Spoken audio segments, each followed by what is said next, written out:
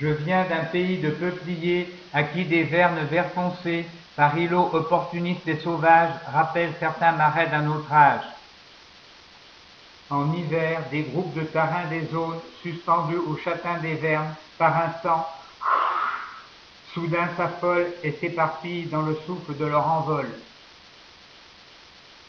Pas de console vidéo pour protéger les passereaux du méchant lance-pierre de l'enfant seul de naguère. J'aime approcher ces tarins des zones jusqu'à voir leurs plumes vertes et jaunes pour les assommer tout comme des mouches avec un élastique qui les touche. Mais le petit chasseur promène le rêveur, nombreux ont sauvé leur plumage sans qu'ils se mettent en rage.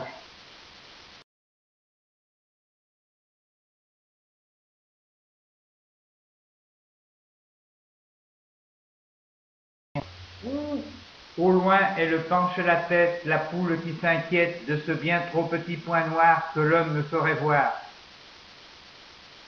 Le rapace plane dans les nues au-dessus du garçon à l'affût et tombe comme une pierre lorsqu'enfin il le repère. Avant que dans les arbres il ne bute, toutes ses plumes freinent sa chute avec un bruit de parachute qui sonne la trop tardive alerte.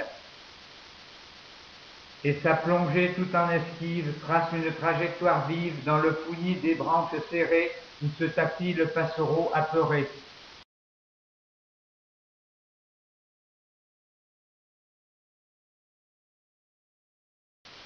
Des paysages sauvages sourdent des pages d'un livre de Curwood, et ma jolie campagne sereine a des immensités américaines.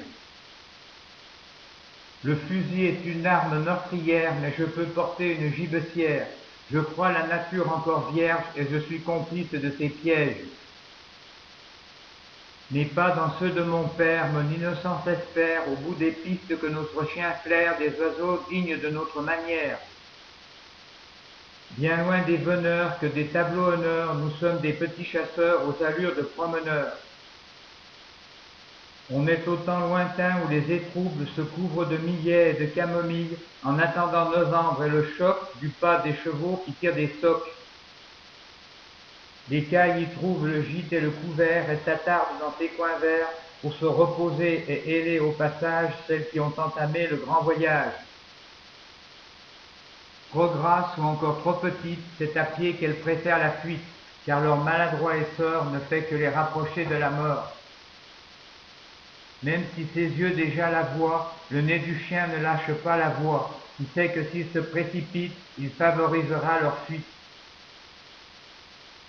Dans le soleil qui fait vibrer l'espace, Tom débrouille les chevaux des traces pour nous offrir l'envol d'une caille sûre de son vol. Dans l'odeur de la poudre, je savoure le sourire que la fortune fait naître au coin des lèvres de mon père.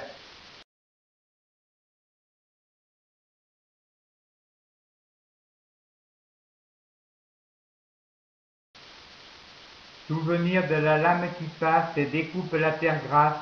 Ce matin, les labours qui luisent ont des reflets qui se métallisent. Autruche au pays des moissons, à cacabouzon au creux d'un sillon, le brouillard ensable nos silhouettes qui du coup ne sont plus si nettes. Le soleil lève la brume sur une terre qui fume, et je tire la manette chevillette qui fait tourner le miroir aux alouettes. Et du miroir qui tourne infatigable s'échappent des alouettes innombrables qui grisolent et loiraillent en survolant les semailles. Au loin, dans l'immensité plate, les coups de fusil ont un son mat qui fait éclater en soudain zigzag des alouettes comme des vagues. Tout à coup, un grand pan de ciel bleu, avec le soleil au milieu, dévoile cette supercherie et les oiseaux soudain s'enfuient. Mais ces alouettes que le soleil reflète, à la frange du brouillard, nous renvoient nos miroirs.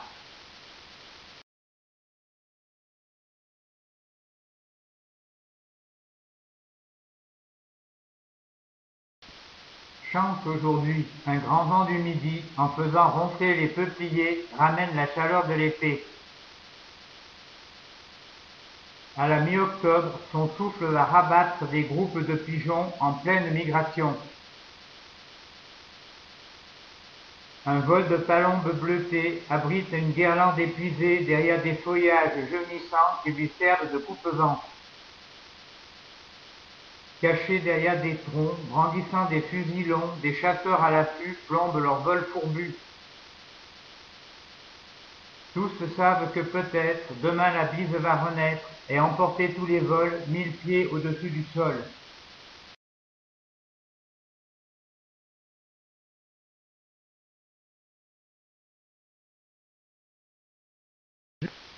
Je suis en train de chasser dans notre marais mouillé. Soudain, au-dessus des roseaux, s'élève un ras le dos. Fini de rêver, je l'ai épaulé. Mon coup de fusil l'a bien oxy. De si près, sa chute molle, sans quelques plumes qui volent, aurait dû me faire douter d'un semblant d'irréalité. Je lisse ses plumes avec amertume, geste inutile, devenu stérile. Je le pose sur ma main. Mais voici que soudain, comme un éclair, il reprend l'air. Très lentement, le brouillard d'héros jaune, comme une haleine de roi des zones. Tous mes membres se font plus denses, j'ai peur dans le marais immense. Sorti jadis d'un livre poussiéreux, un poème au pouvoir mystérieux a fait planer depuis sur le marais une chape menaçante qui m'effraie. Le cruel roi des zones, c'est le marais atone dont le manteau blafard m'étouffe de brouillard.